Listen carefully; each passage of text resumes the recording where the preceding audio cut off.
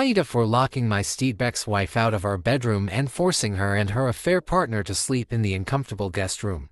My stbex-wife, soon-to-be ex-wife, cheated on me and I filed for divorce.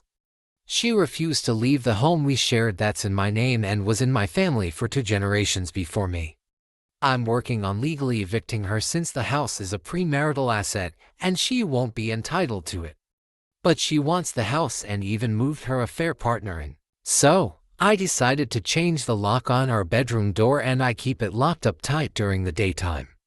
I moved all of her stuff into the guest room. This has not been fun, and I hate that our kids see this. But legal eviction takes several months where we are because she has rights.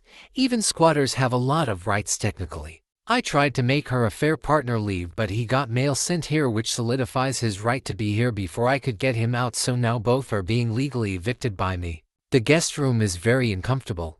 It wasn't always, but my ex had ruined the mattress and part of the frame by storing stuff on top of it that really weighed too much overall. My ex tried to say I couldn't lock her out of the bedroom we shared, but her lawyer told her I was allowed, and since all her stuff was accessible to her, there was nothing she could do. She's now complaining that I'm putting their health at risk by forcing them to sleep on a bed that isn't comfortable or safe. In all honesty, I have some hope that they'll eventually grow tired of it and leave willingly, but if not, then at least she's not comfortable. But this is all happening in front of my kids and I hate that they're so aware of everything going on. They have really pulled away from their mom because of everything going on, and they've admitted they want her and the affair partner out of the house, especially him who they really dislike. Ex has called me a lot of names since this started, and she called me petty and nasty, and she said I'm ruining her relationship with the kids. I corrected her and said she did it herself by being so stubborn, but I had a couple of friends who told me my behavior wasn't great when our kids could watch. They said no kids it would be different, but with them they see us acting like this and it isn't good for them, which I know. But I can't just get over them being here and what she did.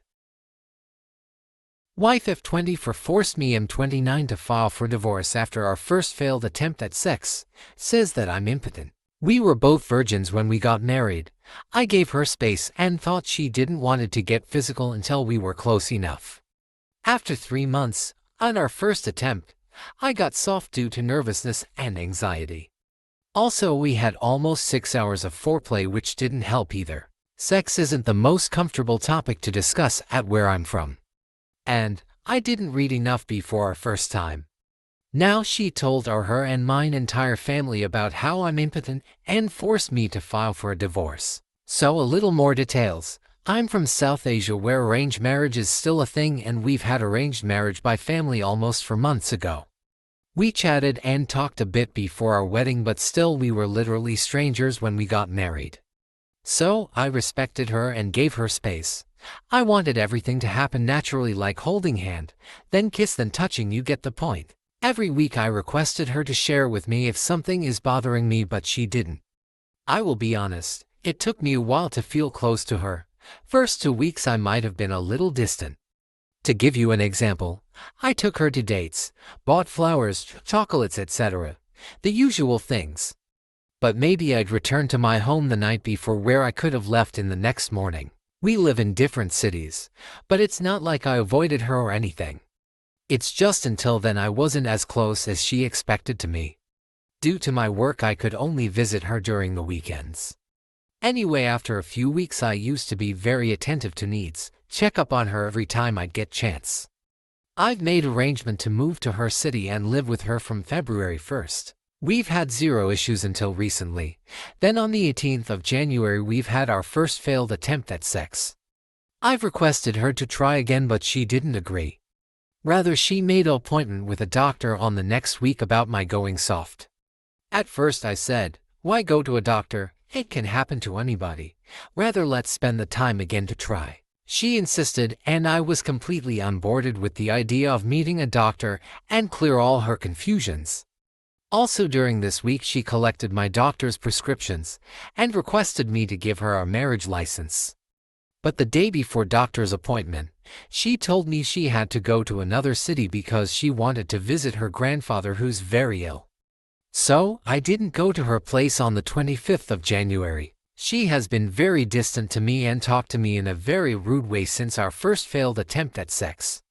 She wouldn't pick up her phone and wouldn't call me back. So for the first time ever I complained and had a heated argument with her on the 26th of January. On the 27th of January she called my sister crying and told her that I've used inappropriate words with her and that I'm impotent. Well, to be honest, I have used hurtful words with her, and she was much more hurtful and rude. All I asked was come to a solution and work on our marriage. After seeing her upset, I went to her place the next day to reconcile, and she wouldn't even open her door. She didn't pick up her phone and neither did her parents. After much tries, her father told that she was far away. But later I confirmed that she was at home. Now I tried to have a conversation with her on the 2nd of February and she used the whole time to complain how I was a bad husband and I'm impotent. She told her entire family and mine that I'm impotent. I literally begged her to come to a solution and work on her marriage, but she didn't. Yesterday, I got a legal notice from her to give her divorce. If I didn't give her divorce, she'd take legal actions against me. Also in the notice she said I'm impotent, and that's why she wanted a divorce. So I filed for a divorce today. I'm completely heartbroken and a little bit numb. I wouldn't wish this on my worst enemy. I've spent everything I've saved in last 5 years of my career and some more on this wedding and her. I gifted her $1,000 worth of gold which I don't want back on her wedding day and another $20,000 on the wedding. I even left my iPad, camera, oven for a new place, and so many things at her place and she wouldn't even return my personal stuff. Can you please tell me how do I get back to normal? I feel cheated, betrayed and very sad. I almost died today. A group of women saved my life. I wanted to share my story because this is one of the most rare ectopic pregnancies to occur and I truly almost lost my life. I found out I was pregnant with our second child and I was so excited. However, earlier this week I had a gut feeling something was wrong. As the days progressed my lower back was on fire, shoulder pain, I knew something was off. I went to the OB and they told me my uterus was empty. She said she saw a liquid sac and told me to wait a week. Well, the pain continued to get worse and I went to the It turns out I was having an ectopic pregnancy and the embryo implanted in my C-section scar. This is the most rare and dangerous ectopic pregnancy a woman can have. Because of how high risk this is, the couldn't treat me and said to call their OB today. I didn't sleep at all and was in pain. The second the OB office connected to the hospital opened, I called. They immediately got me an appointment and the OB, who was truly a godsend, called me and said I needed to be in surgery in the next hour. The embryo implanting in scar tissue was likely to rupture and I was close to bleeding out. As I was wheeled into pre-op, all the doctors, nurses, anesthesiologists, specialists came in and not only held me as I sobbed, they went over my options and what could happen. If I bled hard, they would first try to put a balloon in the uterus to apply pressure.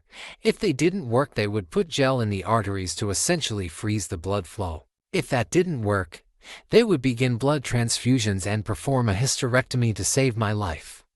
I have never seen so many bags of blood in my life. I then was asked to sign a form to send the embryo to pathology and cremation. I sobbed harder than I ever had. As I was wheeled back, the nurse sobbed with me and said, "Honey, we all have you. Your team is so specialized in this. We can do this. We are going to save you." We were supposed to be in the Dominican Republic right now for our best friend's wedding, so the women on my team put on tropical music and pretended the drugs for anesthesia were cocktails on the beach. After surgery, the pregnancy was removed, my uterus was repaired, and I am now at home recovering. I have to go back on Monday to have blood work to make sure all the levels are going down. The reason I am sharing my story is that this kind of ectopic pregnancy is so rare but can turn horribly so fast. I am an absolute disaster and have never felt so much grief, pain, and sorrow in my life. My all-women team took charge, got me on the table right away, and didn't mess around. I don't know if we'll have more children, but I know today I'm so grateful that my life was saved. I have so much healing to do, but I felt stories like this should be shared.